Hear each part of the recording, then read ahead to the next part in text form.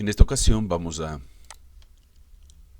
ver los productos notables en lo que respecta a los binomios. Para ello empezaremos explicando el más utilizado, uno de los más utilizados de los casos de binomios de productos notables, que es el cuadrado de una suma. Recuerden, esta es la fórmula en sí, se puede simplificar y resumir en eso, ¿no? Y de allí que para la aplicación de los ejercicios simplemente se lo aplica teniendo en cuenta lo siguiente. ¿Qué dice la regla? Que el primer término hay que elevarlo al cuadrado. Dependiendo el signo que venga entre los dos, será, si es positivo, lógicamente tendremos aquí todos los signos positivos, ¿no? Entonces, primer término al cuadrado más el doble producto del primer término por el segundo, considerando, miren aquí, el primer término A y segundo término B, y más el segundo término al cuadrado. Entonces, resumiendo la fórmula, tenemos que el cuadrado de un binomio de una suma es igual al primer término al cuadrado más el doble producto del primer término por el segundo término y más el segundo término al cuadrado. También tenemos el mismo caso, pero ya no de una suma, sino el cuadrado de una diferencia. En este caso, tendríamos lo mismo que aplicamos para cuando era una suma, pero la única diferencia aquí va a ser el signo del término de la mitad, o van alternando, como se dice, ¿no? Primer término elevado al cuadrado, en cambio aquí ya sería menos el doble del primer término por el segundo término y más el segundo término al cuadrado. ¿Sí? Como ustedes pueden ver, es la misma fórmula, nada más que la diferencia está en sus signos. ¿Sí? Entonces, es lo mismo, pero el signo del término de la mitad varía cuando se desarrolla el producto notable. Vamos ahora también a la diferencia de dos cuadrados. ¿Sí? Es muy fácil identificar cuando nosotros tenemos una diferencia de dos cuadrados.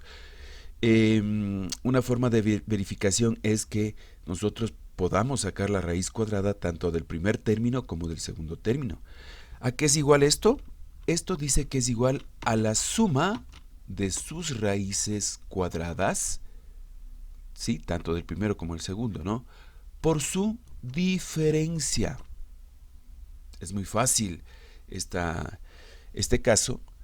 Entonces nosotros podemos aquí, miren, muchos ejercicios utilizan cuando nosotros tenemos suma por su diferencia, prácticamente sabemos que esto proviene de una diferencia de dos cuadrados. Entonces, resumiendo, la diferencia de dos cuadrados es igual a la suma de sus raíces cuadradas por su diferencia. Continuamos. Tenemos igual, en el caso de los binomios, de los productos notables de los binomios que estamos viendo, tenemos el cubo de una suma. ¿Sí? Viene algo similar, pero aquí no se olviden que es cuadrado, ¿no? Aquí tenemos el cubo de una suma. Igualmente aquí empezaremos con el primer término. Siempre consideremos primer término, segundo término. Primer término elevado al cubo más el triple producto del primer término al cuadrado, ¿sí? Triple producto del primer término al cuadrado por el segundo, más el triple producto del primer término por el segundo término al cuadrado y más el segundo término al cubo, ¿sí?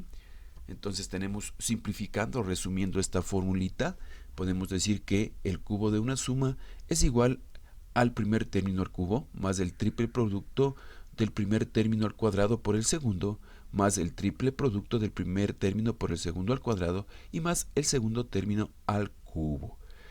Existe también, al igual que en los cuadrados de suma o diferencia, también existe aquí el cubo de la diferencia. La idéntica forma es lo mismo que vimos para el cubo de una suma, pero aquí tenemos en cuenta o hay que tomar en cuenta que los signos van alternados, empezando por un positivo, ¿sí? Positivo, positivo y terminaremos en negativo. Y el resto es lo mismo. Entonces, primer término al cubo menos el triple producto del primer término al cuadrado por el segundo, más el triple producto del primer término por el segundo al cuadrado, y menos el segundo término al cubo. Entonces, si nosotros vamos dándonos cuenta, estas dos fórmulas, las primeras vienen relacionadas, también lo de los cubos vienen relacionados. Y aquí tenemos otro caso que muchas veces se confunde con el de acá, ¿no?